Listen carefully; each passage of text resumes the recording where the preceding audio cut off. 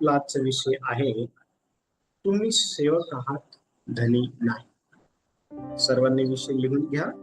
आजचा आपला विषय आहे, तुम्ही सेवक आहात, धनी नाही. हा आजचा आपला विषय आहे आणि हा विषय आज आपण पवित्र शास्त्रातून शिकणार आहोत. आणि बायबल शिकवते की माणूस परमेश्वराचे सेवक आहे. लक्ष द्या, ज्यावेळेस आपण पवित्र शास्त्र वाचतो त्यावेळेला आपल्याला पवित्र शास्त्रामधून हे समजतं की माणूस हा परमेश्वर देवाचा सेवक आहे आणि तो धनी किंवा मालक नाहीये. ठीक आहे, माणूस हा धनी किंवा मालक नाहीये. आणि मग आपल्या अधिकारांचा अहंकार न ठेवता आपण नम्रतेने व एक विश्वासाने सेवक म्हणून काय झालं पाहिजे, आपण जगलं पाहिजे. ठीक आहे. आणि आज आपण कशा प्रकारे ह्या जगामध्ये राहत असताना एक सेवक म्हणून जीवन जगलं पाहिजे हे आपण आजच्या विषयातून काय करणार आहोत, शिकणार आहोत. आणि म्हणून सर्वांनी जे काही मुद्दे आहेत ते लिहायचे आहेत. मुद्द्यांना संबंधित असलेले जे काही रेफरन्स आहेत ते पवित्र शास्त्रामध्ये काढायचे आहेत आणि ज्यांना भेटल त्यांनी हळूवारपणे वाचण्याकरता मदत करायची आहे. ठीक आहे.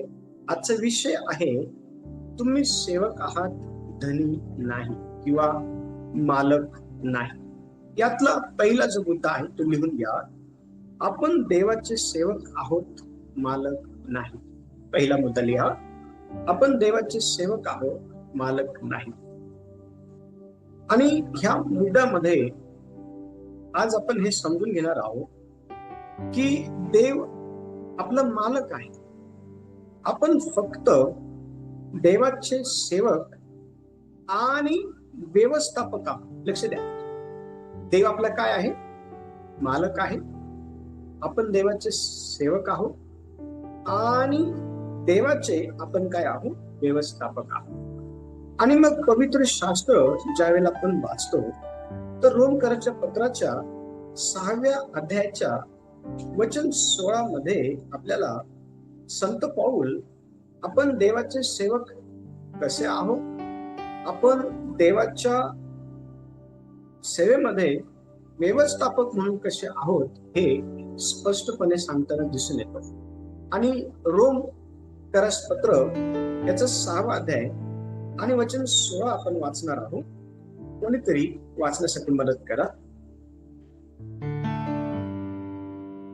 आज्ञा पालना करता ज्याला तुम्ही स्वतःच गुलाम असे समर्पण करता, ज्याची आज्ञा तुम्ही मानता, ज्याचे तुम्ही गुलाम आहात, ज्याचा परिणाम मरण आहे अशा पापाचे गुलाम किंवा ज्याचा परिणाम नीतिमत्व आहे अशा आज्ञा पालनाचे तुम्ही गुलाम आहात, हे तुम्हाला ठाऊक नाही काय?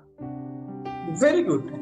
आता बघा, ह्या ठिकाणी आपण पाहतो की संत पौल हा रोम येथील विश्वासणाऱ्यांना हे पत्र लिहित असताना तो ह्या पत्रामध्ये गुलामगिरीवरून केलेला जो काही बोध आहे तो या ठिकाणी आपल्याला तो सांगताना दिसून येत आहे. आणि आपण कशाचे गुलाम आहात आणि आपण कशाचे गुलाम नाहीये किंवा कशाचे गुलाम आपण बनलं पाहिजे, ह्या ठिकाणी तो अतिशय स्पष्टपणे आपल्याला सांगताना दिसून येत आहे. आणि पवित्र शास्त्र वाचल्यानंतर आपल्याला कळतं की आज्ञा पालना करता ज्याला तुम्ही स्वतःच गुलाम असे समर्पण करता, ज्याची आज्ञा तुम्ही मानत त्याचे तुम्ही गुलाम आहात, ज्याचा परिणाम मरण आहे अशा पापाचे गुलाम किंवा ज्याचा परिणाम नीतिमत्व आहे अशा आज्ञा पालनाचे तुम्ही गुलाम आहात, हे तुम्हाला ठाऊक नाही का? लक्ष द्या. आता आपण ह्या जगामध्ये राहत असताना आपल्याला देवाच्या आज्ञांचं पालन करून देवाचं सेवक किंवा देवाचं गुलाम किंवा देवाचं जे काही स्थापक आहे ना, ते बनण्याकरता पाचारण केलेलं आहे आणि त्यासाठीच देवाने आपल्याला निवडलेलं आहे. आणि या जगामध्ये राहत असताना आपल्याला हे समजणं फार गरजेचं आहे की आपण मालक नाहीये. आपण ह्या जगामध्ये राहत असताना आपण देवाचे सेवक आहोत. आणि मग एका सेवकामध्ये नेहमी आज्ञा पालनाची जी काही वृत्ती आहे ती असली पाहिजे. आणि ज्या वेळेला आपण देवाच्या आज्ञेचं पालन करतो त्यावेळेला आपण हे दाखवायचा प्रयत्न करत असतो की आपण खऱ्या अर्थाने देवाचे सेवक आहोत. आणि पवित्र शास्त्र ज्यावेळेला आपण बारकाईने वाचतो त्यावेळेला उत्पत्तीचे पुस्तक आहे 39वा अध्याय आणि 2 पासून 9 वचन ज्या वेळेला आपण वाचतो तर ह्या ठिकाणी आपल्याला योसेफ जो आहे ना, योसेफ हा पोतिफराच्या घरात विश्वासू सेवक म्हणून जे आहे तो काम पाहत होता. आणि हे काम तो पाहत असताना त्या ठिकाणी त्याने स्वतःच जे आहे ना काही एक मानलेलं नव्हतं. लक्ष द्या, तो त्या ठिकाणी पोतिफराच्या घरामध्ये राहत असताना त्याच्या हवाली सर्व काही करून दिलेलं होतं. आणि सर्व काही त्याच्या हवाली केलेलं असताना देखील आपण पाहतो की कशा प्रकारे योसेफ हा पोतिफराच्या घरामध्ये एका विश्वासू दासाप्रमाणे जे आहे जीवन जगत होता. आणि बघा ज्या वेळेला आपण वचन वाचतो उत्पत्तीचे पुस्तक 39वा अध्याय आणि वचन 2 पासून तर 9 पर्यंत आपण वाचतो ना, तर त्या ठिकाणी अतिशय स्पष्टपणे कशा प्रकारे त्याने त्याचा जो विश्वासूपणा आहे तो सिद्ध केला पोतिफराच्या घरामध्ये हे आपल्याला पाहायला भेटतं. आणि हळूवारपणे हा जो शास्त्र भाग आहे हा वाचण्यासाठी मला मदत करा.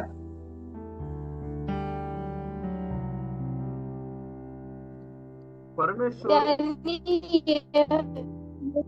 सोन्याच्या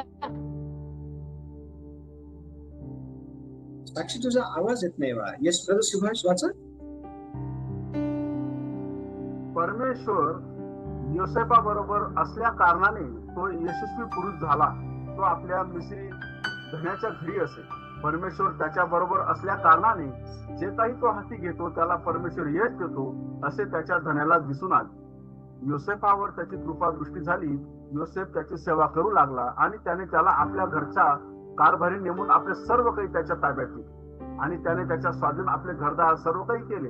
तेव्हापासून योसेफासाठी परमेश्वराने त्या मिस्राच्या घरदाराचे कल्याण केले. त्याचे घरदार व शेतीवाडी या सर्वांस परमेश्वराने आशीर्वाद दिला.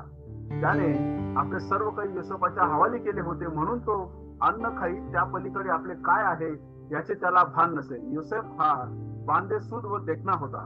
त्यानंतर असे झाले की योसेफाच्या धन्याची पत्नी त्याच्यावर नजर ठेवून त्याला म्हणाली, माझ्यापाशी नीच.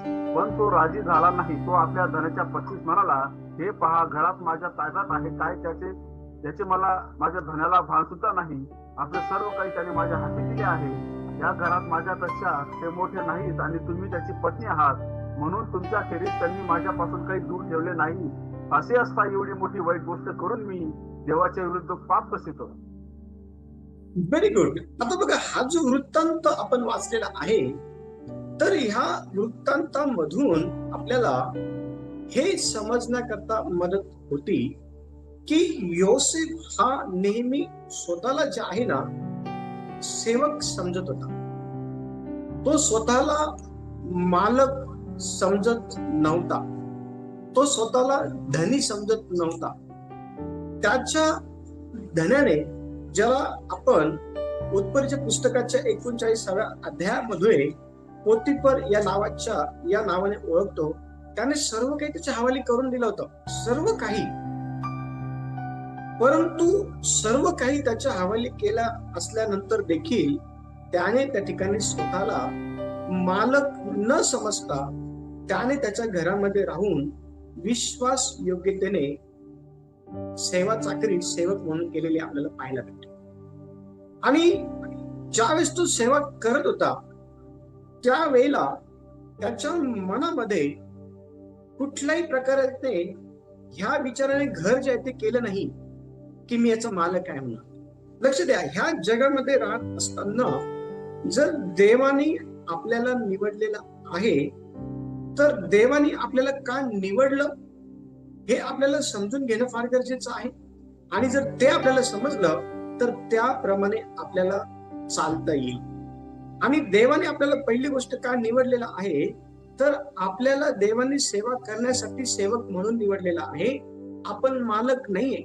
आणि म्हणून ज्या ज्या वेळेला आपल्या जीवनामध्ये आपण स्वतःला सेवक म्हणून देवाची सेवा करण्याकरता देवाच्या स्वाधीन करू, त्यावेळेला आपल्या जीवनामध्ये कदापिही आपण मालक आहोत असल्या प्रकारच्या गोष्टी येणार नाही. आणि लक्ष द्या, वचन सांगत आहे की योसेफ जो आहे ना, योसेफाने परमेश्वर देवाला स्वतःच्या स्वाधीन जे आहे ते करून दिलेलं होतं. आणि म्हणून परमेश्वर देव हा त्याच्या बरोबर असल्या कारणामुळं तो ज्या पण कामामध्ये हात घालायचा त्या कामामध्ये त्याला परमेश्वर देव यश द्यायचा. जर तुम्हाला देवाने यश द्यावं तुमच्या कामामध्ये असं जर तुम्हाला वाटत असेल तर मग ह्या दिवसांमध्ये आपण आपल्या स्वतःकडे बघण्याचा जो काही दृष्टिकोन आहे तो बदलणं फार गरजेचं आहे. आणि कोणत्या भागामध्ये आपल्याला आपला दृष्टिकोन बदलायचा आहे तर आपल्याला हे समजून घ्यायचं आहे की आपण मालक नाहीये, आपण सेवक आहोत. मालक हा देव आहे. त्याचे दुसरा मुद्दा क्रमांक 2 लिहा. दुसरा मुद्दा, सेवक कधीच स्वतःचे निर्णय स्वतः घेत नाही. मुद्दा क्रमांक 2 लिहा. सेवक कधीही स्वतःचे निर्णय स्वतः घेत नाही. आणि खरा सेवक आपल्या धन्याच्या इच्छेनुसार जो आहे तो चालत असतो. आणि आपला धनी कोण आहे?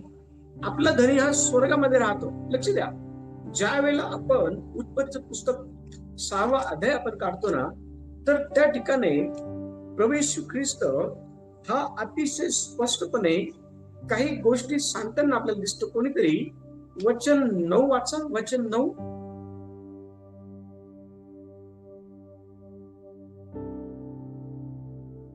या नोहा संबंधीच्या घटना आहेत. नोहा आपल्या काळाच्या मत्ते 6वा अध्याय आणि वचन 9.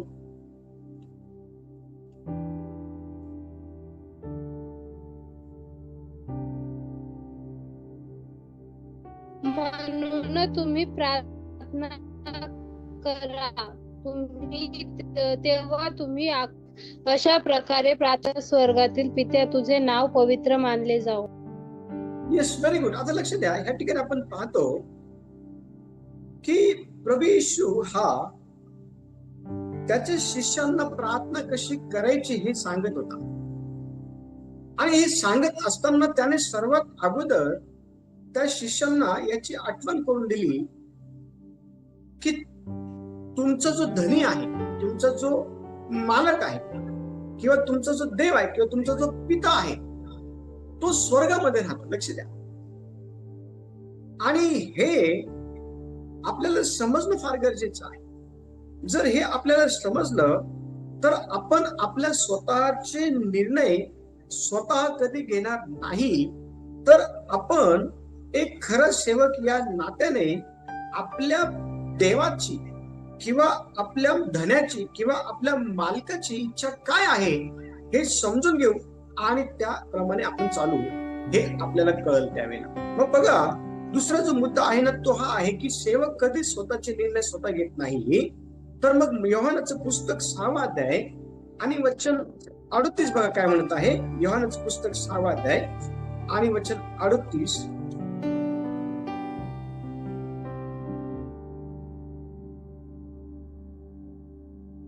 कारण मी स्वतःच्या इच्छेप्रमाणे नव्हे तर ज्याने मला पाठवले त्याच्या इच्छेप्रमाणे करावे म्हणून स्वर्गातून उतरलो आहे.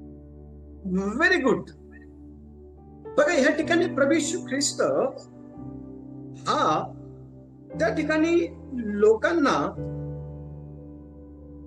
जीवनाची भाकर मीच आहे याविषयी शिकवत असताना तो त्यांना हे सांगत आहे की स्वतःच्या इच्छेप्रमाणे मी ह्या जगामध्ये करण्यासाठी आलेलो नाही.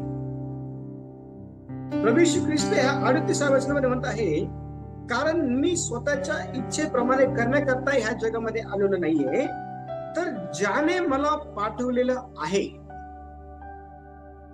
किंवा ज्या पित्याने, ज्या मालकाने, ज्या धन्याने मला पाठवलेलं आहे ना, त्याच्या इच्छेप्रमाणे करण्याकरता मी या जगामध्ये स्वर्गातून आलेलो आहे.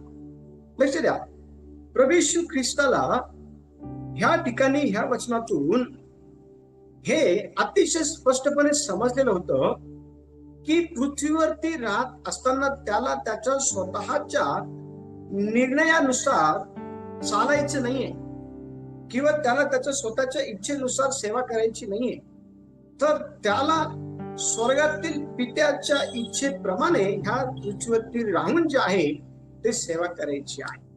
आणि एक सेवक म्हणून त्याने ह्या पृथ्वीवरती राहत असताना पित्याच्या इच्छेप्रमाणे राहून त्याने सेवा केलेली आपल्याला पाहायला भेटते.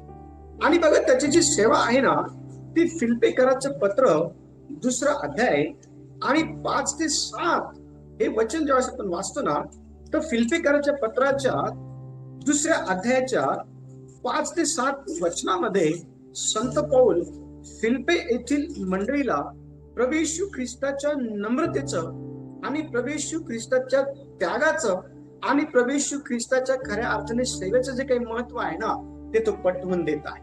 बघा, तरी ते वचन वाचा कोणीतरी. अशी जी चित्तवृत्ती ख्रिस्त येशूच्या ठायी होती ती तुमच्या ठायी असो.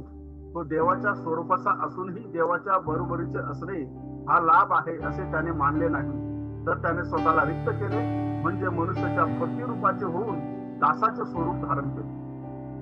Very good. बघा, या ठिकाणी आपण पाहतो की प्रभू येशू ख्रिस्त हा देवाच्या स्वरूपाचा असूनही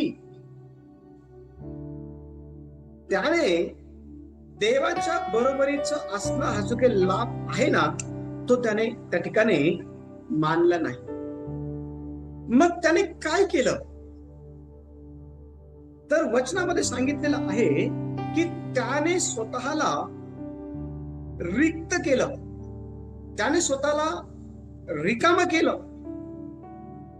कोणत्या गोष्टींपासून त्याने स्वतःला रिकामं केलं माहिती का? देवाच्या बरोबरीचा असतानाचा हा जो काही लाभ आहे ना, तो त्याने ठिकाणी मानला, त्याने स्वतःला रिक्त केलं. आणि पुढे असं सांगितलेलं आहे की त्याने इतकं स्वतःला रिक्त केलं की त्याने माणसाचं प्रतिरूप धारण करून दासाचं स्वरूप धारण केलं. म्हणजे बघा तुम्ही, माणसाचं प्रतिरूप होऊन माणसामध्ये जे काही दासाचं स्वरूप आहे ना, ते त्याने स्वीकारलं. आता विचार करा, जर येशू हा देव असताना देखील जर स्वतःला इतकं नम्र करू शकतो, स्वतःला इतकं रिक्त करू शकतो, स्वतःला इतकं निकाम करू शकतो ना, एकदम बघा तुम्ही, तर मग आपण आपल्या स्वतःला किती रिक्त केलं पाहिजे, किती निकाम जे आहेत आपण केलं पाहिजे. आपण आपल्या स्वतःला किती सेवक जे आहे ते आपण आपल्या स्वतःला केलं पाहिजे. लक्ष द्या, देवाचं वचन सांगतं, एक खरा सेवक जो आहे ना, तो स्वतःच्या इच्छेप्रमाणे चालत नाही, तर तो त्याच्या धन्याच्या इच्छेप्रमाणे चालतो. आणि त्याच्या धन्याची इच्छा काय आहे हे ज्याला समजतं, त्याच्यामध्ये सेवक पण असतो. आणि पित्याला येशूने धनी म्हणून ह्या ठिकाणी संबोधलेलं आपल्याला पाहायला भेटतं. येशू म्हणत आहे, मी स्वतःच्या इच्छेने काही करत नाही, तर जे काही पित्याने मला करायला सांगितलेलं आहे ते मी करतो. आणि ते मला करता यावं म्हणून मी माझ्या स्वतःला जे आहे सेवक बनवलेलं आहे. मी माझ्या स्वतःला दास बनवलेलं आहे. मी माझ्या स्वतःला एकदम रिकामा जे आहे ते केलेलं आहे, रिक्त जे आहे ते केलेलं आहे. जर येशू स्वतःला जर ह्या स्थितीपर्यंत नेऊ शकतो सेवा करण्याकरता, तर आपण का नेऊ शकत नाही आपल्या स्वतःला ह्या स्थितीपर्यंत सेवा करण्याकरता? आपल्याला जाणं फार गरजेचं आहे ह्या स्थितीपर्यंत. बघा, तिसरा जो मुद्दा आहे, मुद्दा क्रमांक 3 लिहा. धनी नसून सेवक असल्याची नम्रता बाळगा. तिसरा मुद्दा लिहा परत. धनी नसून सेवक असल्याची नम्रता बाळगा. आणि लक्ष द्या, एक जो सेवक असतो तो कधी अभिमान जो आहे तो बाळगत नाही. त्या उलट तो नम्र असतो. आणि बघा मत्तयाचं पुस्तक 23वा अध्याय आणि वचन 11 बघा काय म्हणत आहे. मत्तय 23वा अध्याय आणि वचन 11. पण तुम्हामध्ये जो मोठा असेल त्याने तुमचा सेवक व्हावा. Very good. बघा, जो तुमच्यामध्ये मोठा आहे त्याने सेवक बनलं पाहिजे. आणि हे फार अवघड आहे. एखाद्या मोठ्या व्यक्तीला सेवक बनणं जे आहे ना फार अवघड आहे. पण हे एक चॅलेंज देखील आहे. जितकं तुम्ही मोठं होतात तितकं तुम्ही लहान झालं पाहिजे. आणि जितकं तुम्ही लहान व्हाल तितकं तुम्हाला अधिक चांगली प्रभावी सेवा जी आहे ती करता येईल. जितकं तुम्ही मोठं व्हाल तुम्हाला प्रभावी सेवा जी आहे ती करता येणार नाही. मग तुम्हाला प्रभावी सेवा करता यावी असं जर तुम्हाला वाटत असेल तर ह्या दिवसांमध्ये आपण आपल्या मोठ्यापणाचा जो काही अभिमान आहे तो सोडून दिला पाहिजे. आणि आपण नम्रता जी आहे ती धारण केली पाहिजे. आणि स्वतःला आपण लहान करून सेवा जी आहे ती आपण केली पाहिजे. ही गोष्ट देव आपल्याकडनं अपेक्षित करतो. आणि जी गोष्ट देवाने आपल्याकडनं अपेक्षित केलेली आहे ती आपल्याला पूर्ण करता यावी. आपलं मोठं पण सोडून हे आपल्याला समजणं फार गरजेचं आहे. कारण येशू स्वतः देव होता आणि त्याने त्याचं दैवीपण सोडलं आणि माणसाचं रूप धारण केलं इतकं की तो माणसांचा दास बनला. आणि बघा, ज्या वेळेला तो माणसांचा सेवक बनला, ज्या वेळेस तो माणसांचा दास बनला त्यावेळेला त्याने कोणतं काम केलं माहिती का? बघा, योहानाचं पुस्तक 13वा अध्याय आणि 12 ते 15 वचन वाला. योहान 13वा अध्याय आणि 12 ते 15 वचन बघा की येशूने कोणतं काम केलं ज्यावेळेस तो दास बनला, ज्यावेळेस तो सेवक बनला त्यावेळेला. पहा, मग त्यांचे पाय धुतल्यावर आपली वस्त्रे चढवून पुन्हा बसल्यावर त्याने त्यांना म्हटले, मी तुम्हाला काय केले आहे हे तुम्हाला समजले काय? तुम्ही मला गुरु व प्रभू असे संबोधता आणि ते ठीक बोलतात, कारण मी तसाच आहे. म्हणून मी प्रभू व गुरु असूनही जर तुमचे पाय धुतले तर तुम्ही एकमेकांचे पाय धुतले पाहिजे. कारण जसे मी तुम्हाला केले तसे तुम्ही करावे म्हणून मी तुम्हाला कित्ता घालून दिला. Very good. काय केलं या ठिकाणी प्रभू येशू ख्रिस्ताने? येशू हा देव होता आणि तो देव असून देखील त्या ठिकाणी त्याने माणसाचं रूप धारण केलं आणि त्यातल्या त्यात त्याने दासाचं रूप धारण केलं. आणि ज्यावेळेस तो दास बनला त्यावेळेला त्याने कोणती सेवा केली? त्याच्या सेवेचं वृत्तांत या ठिकाणी आपल्याला योहान अतिशय स्पष्टपणे सांगताना दिसून येत आहे. आणि असं म्हटलेलं आहे की त्याने आपली वस्त्र चढवून पुन्हा बसल्यावर त्याने त्यांना काही गोष्टी सांगितल्या, पण त्या सांगण्या अगोदर त्यांनी कृती केली. आताचे सेवक अगोदर सांगताना मग कृती करतात. लक्ष द्या, हे इतकं इफेक्टिव्ह जे आहे ते बनत नाही. अगोदर कृती आणि मग स्पष्टीकरण हे इफेक्टिव्ह असतं. येशूने काय कृती केली माहिती का? त्याने आपल्या शिष्यांचे पाय धुतले आणि कमरेला बांधलेला जो काही रुमाल आहे त्याने त्यांचे पाय पुसले. आणि प्रत्येक जण येशूला ही कृती करत होत असताना पाहिलं त्यांनी, प्रत्येकाने. आणि तुम्हाला माहिती का, प्रत्येकाने ही कृती बघितल्यानंतर येशू ज्यावेळेस बसला त्यावेळेस त्यांना म्हणाला की तुम्ही मला गुरु आणि प्रभू असे संबोधता, हे ठीक आहे, कारण मी तसाच आहे. एका गुरुमध्ये, एका एका शिक्षकामध्ये, एका प्रभूमध्ये, एका मालकामध्ये सेवेचे गुण असणं फार गरजेचं आहे, फार फार गरजेचं आहे. आणि ह्या ठिकाणी प्रभू येशू ख्रिस्त म्हणत आहे, म्हणून मी प्रभू व गुरु असून जर तुमचे पाय धुतले, मी जर प्रभू व गुरु असून जर तुमचे पाय मी पुसले, तर ते का पुसले माहिती का? तुमचे पाय मी का धुतले माहिती का? त्याचं स्पष्टीकरण ह्याच वचनामध्ये दिलेलं आहे. कारण जसं मी तुम्हाला केलं, जसं मी तुम्हाला केलं तसं तुम्ही इतरांना करावं, ह्या उद्देशाने मी तुमचे पाय धुतले. लक्ष द्या, आपण ह्या जगामध्ये राहत असताना आपल्याला हे समजणं फार गरजेचं आहे की देवाने आपल्याला सेवा करण्यासाठी निवडलेला आहे. देवाने आपल्याला धनी होण्यासाठी, देवाने आपल्याला मालक होण्यासाठी, देवाने आपल्याला प्रभू होण्यासाठी निवडलेलं नाहीये. आपण ह्या जगामध्ये जर आहोत आणि देवाने जर आपल्याला निवडलेलं आहे, तर आपली निवड काय आहे हे आपल्याला समजणं फार गरजेचं आहे. आणि आपली निवड आहे सेवा करणं. कशी सेवा? जशी सेवा येशूने केली, जशी सेवा शिष्यांनी केली, तशी सेवा आपल्याला करायची आहे. आणि तशी सेवा आपल्याला करता यावी म्हणून आपल्याला पवित्र आत्मा दिलेला आहे. येशू म्हणतो त्या ठिकाणी, यरूशलेम सोडून जाऊ नका, तर वरतून येणाऱ्या देणगीची वाट बघा. आणि बघा, यरूशलेम मध्ये 10 दिवस ते प्रार्थना उपवास करत राहिले असताना पवित्र आत्मा 50व्या दिवशी ज्या ठिकाणी ते बसलेले होते त्यांच्यावरती उतरून आला. आणि तुम्हाला ते काय झालं? त्यांना सामर्थ्य प्राप्त झालं. ते सामर्थ्य कुठून आलं? येशूने पाठवलं पित्याकडे विनंती करून. आणि त्या सामर्थ्याच्या साहाय्याने आता आपल्याला सेवक बनवून जे आहे सेवा करायची आहे.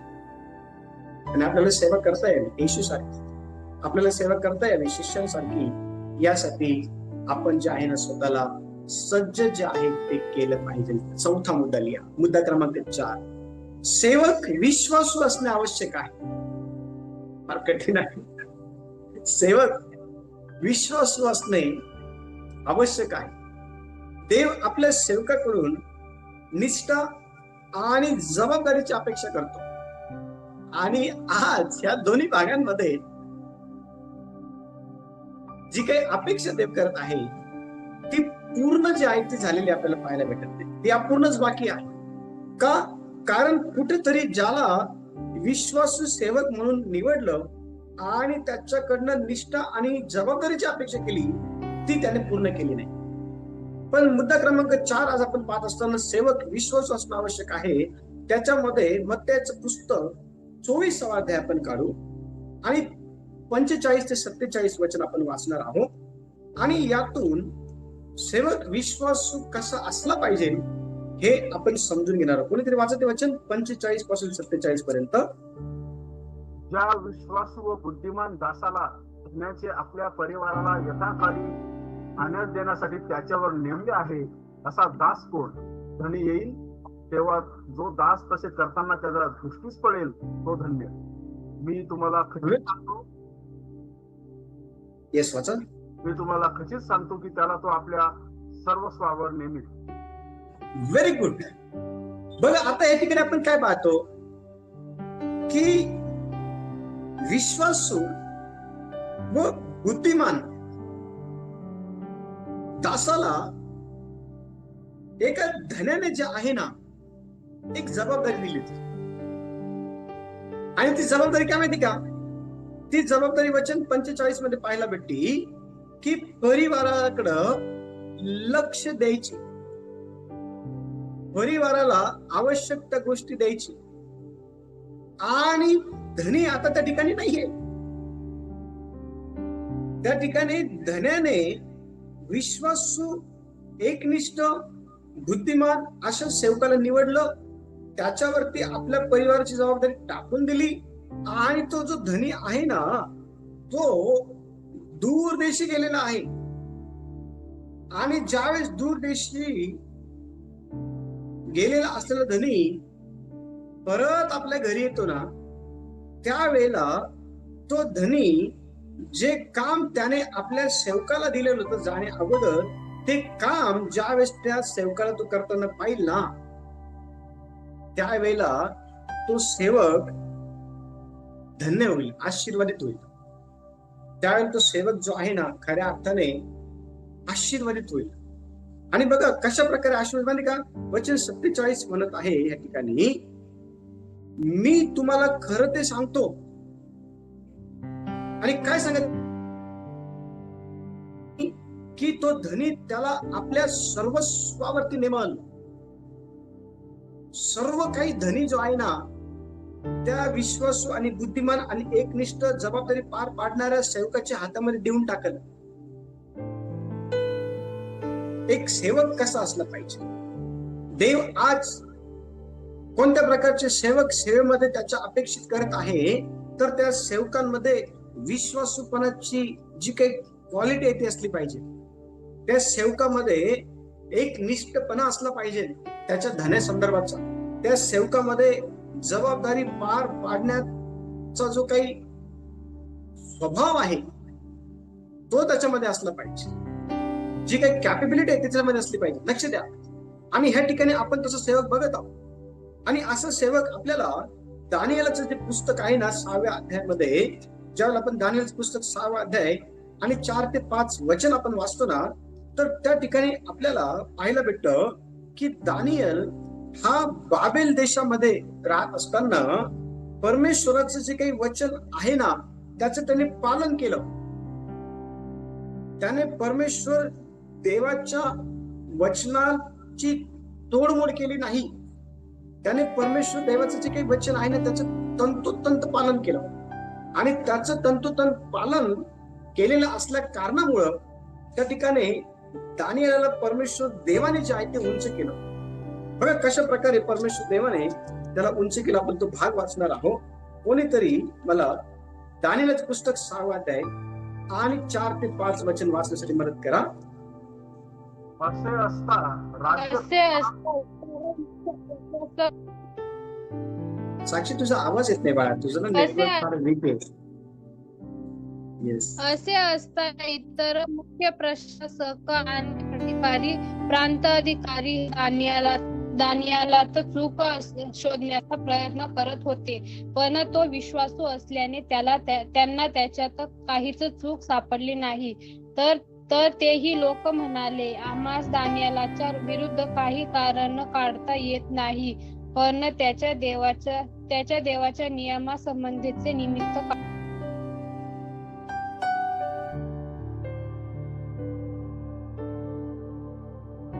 ओके, लक्ष द्या. आता हे ठिकाणी आपण काय पाहतो माहिती का, देवाचं वचन अतिशय स्पष्टपणे आपल्याला हे सांगत आहे की दानिएल हा बाबेलमध्ये राहत असताना त्याच्या जीवनामध्ये अनेक प्रॉब्लेम त्याला फेस करावे लागले. आणि ते प्रॉब्लेम जे आहे ना त्याच्या जीवनामध्ये त्याला इथपर्यंत फेस करावे लागले की त्याच्या जीवाला देखील त्या ठिकाणी हानी पोहोचवण्याचा प्रयत्न जो आहे तो करण्यात आला. आणि त्या ठिकाणी तो सहज स्वतःच्या जीवाचं काही बरं वाईट होऊ नये म्हणून देवाच्या आज्ञेचं जे काही पालन आहे त्या ठिकाणी करण्याचं तो सोडू शकला असता. पण त्या ठिकाणी त्याने देवाच्या आज्ञेचं पालन करून हे दाखवण्याचा पुरेपूर जे आहे ते प्रयत्न केला की तो देवाचा सेवक आहे. आणि त्याने देवाच्या आज्ञेचं पालन केलं. आणि या सर्व गोष्टी त्या ठिकाणी परमेश्वर देव बघत होता.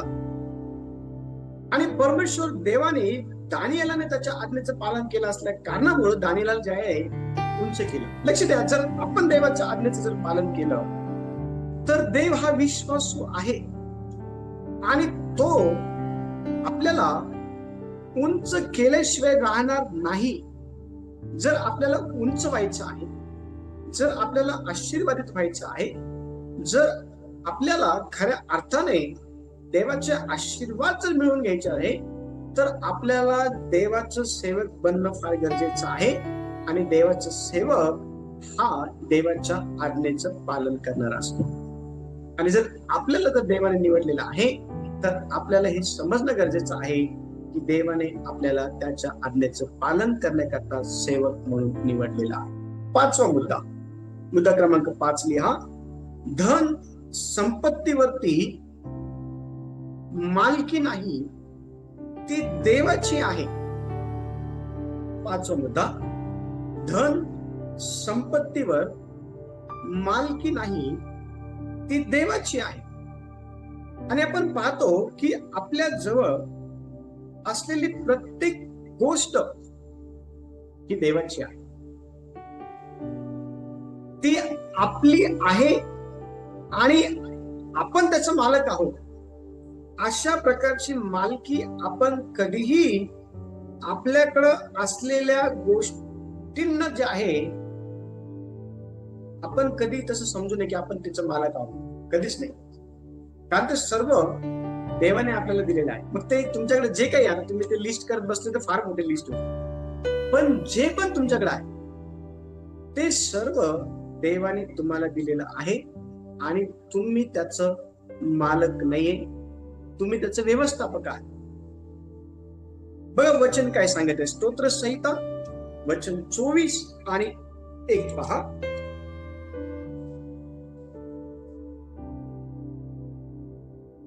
पृथ्वी व तिच्यावरील सर्व काही परमेश्वराचे आहे. जग व त्यात राहणारे परमेश्वराचे आहे. Very good. काय म्हणते वचन या ठिकाणी? पृथ्वी आणि पृथ्वीच्या वरती आपण कुठं राहतो? चर्च. आपण कुठं राहतो? पृथ्वीवर. पृथ्वीवरती. मग आपण कुणाचं आहोत? परमेश्वराचे. आज तुमच्याकडे जे काही आहे ते कुणाचं आहे? वचन काय सांगत आहे? पृथ्वी व तिच्यावरील सर्व काही परमेश्वराचं आहे. जग आणि त्यात राहणारे परमेश्वराचे आहे. मग आता विचार करा, याच्यामध्ये पृथ्वीचा आणि पृथ्वीमध्ये जे काही आहे त्याचा, याच्यामध्ये जग आहे आणि जगात जे काही आहे ह्या सर्व गोष्टींचा मालक कोण आहे? ह्या सर्व गोष्टींचा धनी कोण आहे? ह्या सर्व गोष्टींचा प्रभू कोण आहे? ह्या सर्व गोष्टींचा धनी, मालक, प्रभू हा परमेश्वर आहे, देव आहे. आणि म्हणून अनेक वेळा आपल्याकडे जे आहे ना त्याच्यावरती आपण अधिकार गाजवतो, धनी म्हणून, मालक म्हणून. आणि आपण हे विसरून जातो की हे देवाने आपल्याला दिलेलं आहे. आणि ज्या वेळेला आपण आपल्याकडे असणाऱ्या व्यक्तीवरती मालक म्हणून अधिकार गाजवतो त्यावेळेला आपल्यामध्ये अनेक देवाला न आवडणाऱ्या गोष्टींचा जो आहे ना शिरकाव होत असतो किंवा त्या आतमध्ये येत असतात. त्याच्यामध्ये अभिमान आहे, गर्व आहे, हुशारकी आहे, अनेक गोष्टी आहेत त्याच्यावर. पण ज्या वेळेला मला एका देवाच्या सेवकाने त्यांचं खूप मोठं घर होतं, खूप मोठं त्यांचं घर होतं आणि त्या घरामध्ये ते आणि त्यांची पत्नी राहायची. त्यांनी इतकं मोठं जे घर आहे ना ते विकून टाकलं त्यांनी, कारण तेवढी त्यांची आवश्यकता नव्हती. इतक्या मोठ्या बंगलोमध्ये, खूप मोठ्या एकरमध्ये त्यांचं घर होतं आणि ते घर विकून त्यांनी एक छोटस घर घेतलं आणि उरलेला जो पैसा आहे ना तो त्यांनी देवाच्या सेवकांना, त्यांना सेवा करता यावी म्हणून मोटरसायकल विकत घेण्याकरता देऊन टाकला. आज माझ्याकडे जी गाडी आहे, 2 व्हीलर, ती घेण्यासाठी त्यांनी मला मदत केली आहे. आणि ज्यावेळेस ती गाडी माझ्याकडे आली त्यावेळेला त्या गाडीवरती मी प्रार्थना केली आणि देवा या गाडीवरती नाव काय टाकू? लक्ष द्या, इन्स्टंटली देवाच्या आत्म्याने मला ते नाव सुचवलं आणि ते नाव मी त्या गाडीवर टाकलं. ते नाव होतं गॉड्स प्रॉपर्टी. लक्ष द्या, आपल्याकडे जे काही आहे ना, आपण त्याचे मालक नाही. आपल्याकडे ते काय आहे माहिती का? कारण आपण त्याचं व्यवस्थापन करा. कारण वचन सांगते पृथ्वी आणि तिच्यामधलं जग आणि त्याच्यामधलं सर्व काही परमेश्वराचं आहे. आणि ज्यावेळेला आपण असं समजू की देवा हे तुझं आहे आणि तू हे आम्हाला दिलं आहे म्हणून आम्ही तुझे आभार मानतो, त्यावेळेला निश्चित अर्थाने त्याच्यामध्ये वाढ होईल. जे तुमच्याकडे आहे ना त्याच्यामध्ये बाप आशीर्वाद पाठवतो. बघा वचन काय सांगत आहे माहिती का? आपण ज्या वेळेला पहिले राजे 21वा अध्याय आणि वचन 3 वाचतो ना, त्या ठिकाणी अतिशय स्पष्टपणे नाबोताने आपला जो काही द्राक्षमळा आहे तो आहाब राजाला विकला नाही. आणि तो काय विकला नाही माहिती का? कारण त्याला हे माहिती होतं की परमेश्वर देवाने त्याला तो द्राक्षमळा दिलेला आहे. त्याला हे माहिती होतं की हा जो द्राक्षमळा आहे ना हा परमेश्वर देवाचा आहे. बघा वचन पहिले राजे 21वा अध्याय आणि वचन 3 काय म्हणते पहा. नाबोत अहाबाला म्हणाला, माझ्या वाडवडिलांचे वतन मी आपणाला द्यावे असे परमेश्वर माझ्या हातून न घडवू. Very good. नाबोत त्या ठिकाणी म्हणते माझ्या वाड वडिलांचं जे वतन आहे, माझ्या वाड वडिलांचा हा जो काही द्राक्षमळा आहे ना हा मी कधीही तुला देणार नाही. का? कारण माझ्या वाड वडिलांना हा द्राक्षमळा परमेश्वर देवाने दिलेला आहे. लक्ष द्या,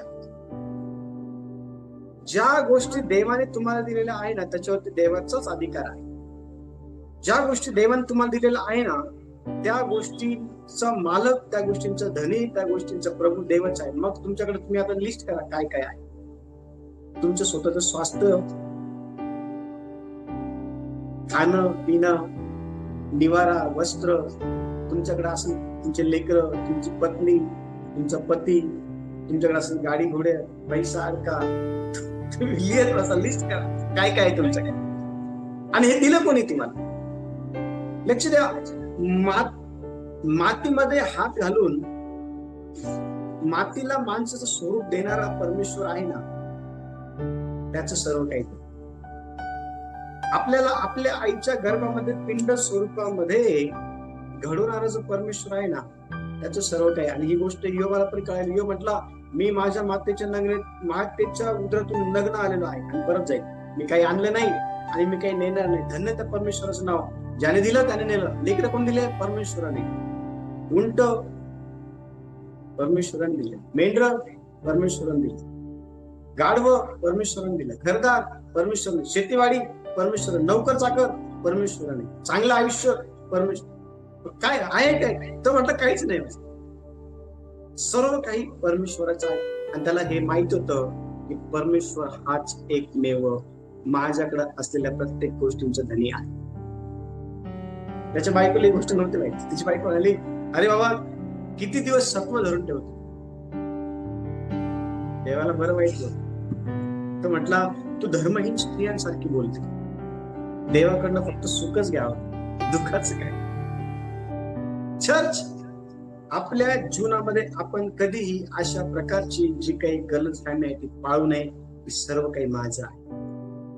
कारण एका धनाने, एका बुद्धिमान व्यक्तीने अशा प्रकारची गलतफहमी पाळली. पण तुम्हाला माहिती का, तो जगाच्या दृष्टीने बुद्धिमान होता, देवाच्या दृष्टीने मूर्ख होता. वचन सांगतं त्याच्या शेतामध्ये भरपूर पीक आलं, त्याची कोठारं लहान पडली, त्याने कोठारं तोडली, मोठमोठारी कोठारे बांधलं आणि सर्व धान्य त्याच्यामध्ये साठवून ठेवलं. आणि त्या रात्री झोपण्यासाठी गेला असताना तो स्वतःच्या जीवाशी म्हणाला, हे जीवा खा पी मजा कर, ऐस कर, आनंद कर, पुष्कळ वर्ष पुरले, एवढं तू धान्य साठवून ठेवले. ते म्हटला बर, अरे मूर्ख माणसा, तुझे कमवला आज रात्री तुझा जीव जर घेतला तर ते कुणाचं होईल? ते कुणाचं होईल? लक्ष द्या, ह्या जगामध्ये आपल्याला हे समजणं फार गरजेचं आहे. त्या बुद्धिमान व्यक्तीला देवाच्या दृष्टिकोनातून मूर्खता अशा प्रकारच्या गोष्टी दिसून आला. तो म्हणाला, देवा धन्यवाद, तू माझ्या जमेल एवढं पीक दिलं, धन्यवाद, तू माझी योग्यता असताना मला इतकं सर्व दिलं. म्हणायला पाहिजे होतं, देवाचे आभार नाही मानले. ज्या वेळेला तुमच्या घरामध्ये छोटी गोष्ट येते ना, देवाला धन्यवाद द्यायला शिका. मी नेहमी माझ्या पत्नीला, माझ्या 2 लेकरांना मी नेहमी ही गोष्ट सांगत असतो, तुम्हाला काही पण नवीन गोष्ट भेटली, सर्वात अगोदर देवाला धन्यवाद द्या. कारण तुमच्या सारखे अनेकांची इच्छा असतात, त्यांच्या पूर्ण होत नाही. अनेकांच्या लक्ष द्या. ज्या वेळेला किराणा घरामध्ये येतो ना, ज्या वेळेला गॅस सिलेंडर घरामध्ये येतो ना, लक्ष द्या, प्रत्येक गोष्टीबद्दल देवाला धन्यवाद द्यायला शिका. आम्ही प्रत्येक गोष्टीबद्दल देवाला धन्यवाद. का माहिती का? कारण देव त्याचा मालक आहे, देव त्याचा प्रभू आहे, देव त्याचा धनी आहे. चर्च लक्ष द्या, छोट्या गोष्टींना घेऊन मोठ्या गोष्टींना घेऊन देवाला धन्यवाद द्यायला शिका. हो, देवाला धन्यवाद. का माहिती का? कारण तुम्हाला ते सहज मिळालं, इतरांना नाही भेटत. इतरांना फार स्ट्रगल करावं लागतं, फार स्ट्रगल करावं लागतं इतरांना त्या गोष्टी मिळवण्यासाठी. आपल्याला सहज भेटल्या ना, त्याची किंमत आपल्याला असायला पाहिजे. त्याची जी किंमत आहे ना, ते आपल्याला असायला पाहिजे. आपण नेहमी आपण देवाला जे आहे ना, धन्यवाद द्यायला शिकलं पाहिजे. मी माझ्या लेकरांना नेहमी सांगतो, माझ्या पत्नीला नेहमी सांगतो, काही पण आलं घरामध्ये, काही पण देवाला धन्यवाद द्यायला शिक. लक्ष द्या, आपलं जीवन हे धन्यवादी असलं पाहिजे. आपलं जे जीवन आहे देवाला धन्यवाद द्यायला शिकायचं. निश्चित आपण देवाला आनंद होईल आणि देव अधिक जास्त आशीर्वाद देव या वचनाद्वारे सर्वांना आशीर्वाद देऊ.